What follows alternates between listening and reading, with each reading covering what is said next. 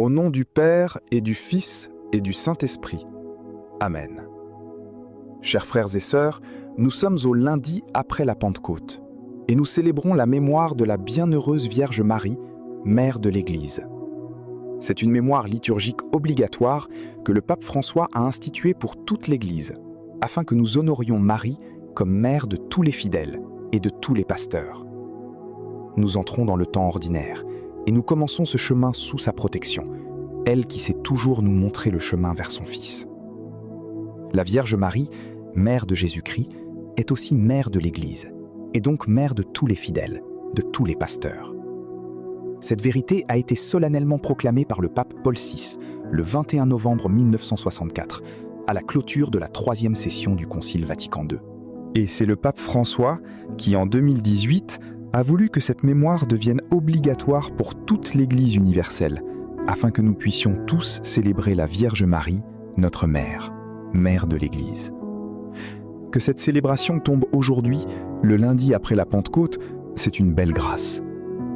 Chers frères et sœurs, chaque fois que nous célébrons une fête de la Vierge Marie, c'est très important pour nous, parce que nous méditons l'une des figures les plus emblématiques de l'Église. Nous ne célébrons pas n'importe qui, nous ne célébrons pas un martyr, un prophète, un apôtre, mais nous célébrons celle qui a tout donné pour le Christ, celle qui n'a fait que la volonté de Dieu.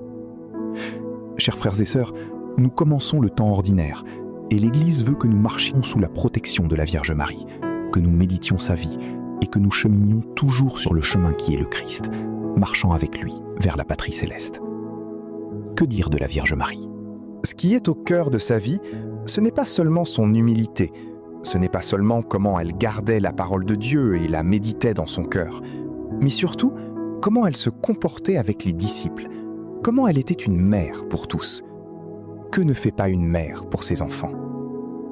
Un auteur a dit que Jean a su vraiment servir Dieu parce qu'il a vécu avec la Vierge Marie après la mort de Jésus.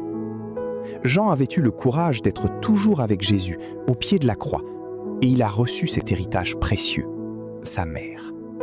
Et c'est la Vierge Marie qui a aidé Jean à connaître plus profondément le Christ et à devenir l'évangéliste dont nous lisons les écrits.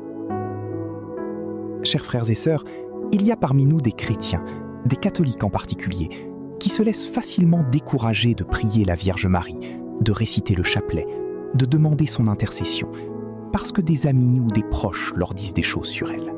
Mais si nous savions vraiment qui est la Vierge Marie, si nous comprenions comment elle intercède pour nous, nous aurions une dévotion bien plus grande à son égard. Priez le chapelet chaque jour.